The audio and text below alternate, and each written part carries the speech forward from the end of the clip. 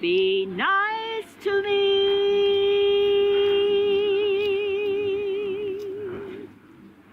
There's no need to run and hide from me. So be nice to me. Detroit has always been a symbol of American culture.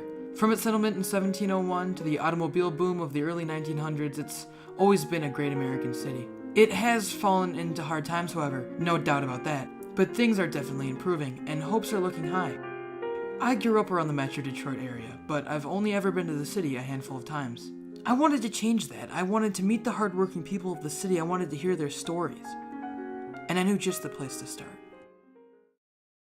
A friend of mine used to own this, and then I used to travel from Indiana to come and work on the weekend just to make money, so that's all I had to do. So I drove up here on Friday night, I worked Saturday and Sunday, and then I didn't have to work during the week.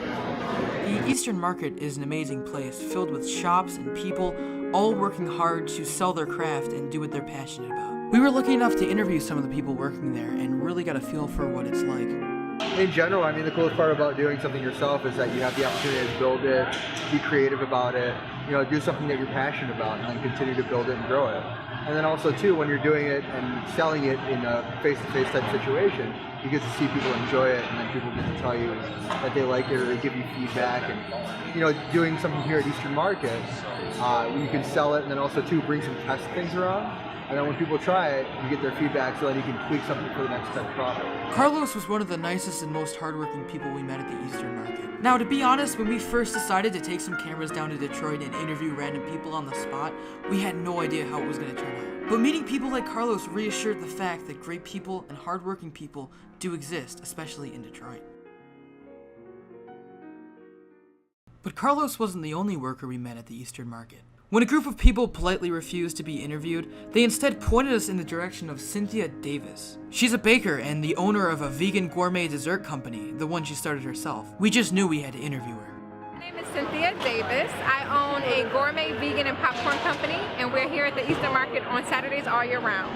My favorite part about running the business is literally being able to provide for my family. The economy went through a rough patch, and a lot of families were feeling like they didn't know what was going to go on with their jobs, or maybe they had already lost their jobs. So having the secure backing of knowing that if I get out here and do it myself and push it as hard as I want to, then I don't have to worry about that part of life, so to speak. So that's one part that I love. But then the other part I love is being able to have time with the community. So at the Eastern Market, you have over 40,000 people in the warmer months and a few thousand fewer in the winter months, but it's nothing like entertaining and engaging with the customers. And for us, because we function off of love, that's the primary part of what we love to do so much about and being a business owner. So I'm born and raised here in Detroit. So it's one thing to have a business and be out of state, which it could be totally great.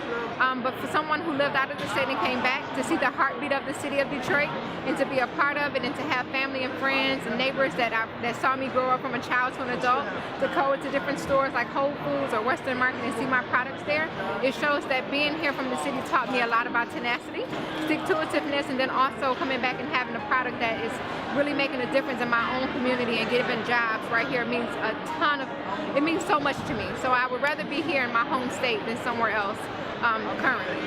It's been amazing. I mean, I love doing something myself, and being a Detroit-based business overall is unbelievable because, well, number one, I live here in the city, and I've been working here in the city. We've been doing Eastern Market here now this is our 9th year, and just seeing the growth of the city has been outstanding. You can visibly see it from what Eastern Market has done over the years, bringing more and more people down here. So it's been a lot of fun to kind of be part of everything. The Eastern Market is a beautiful place, but the real beauty hit us when we left and looked on the streets of Detroit.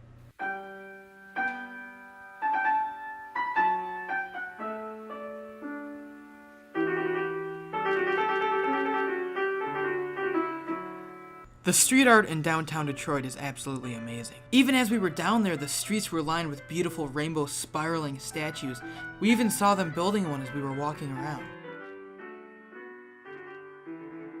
We eventually came upon a giant ice rink, complete with a giant Christmas tree that stood over the happy patrons.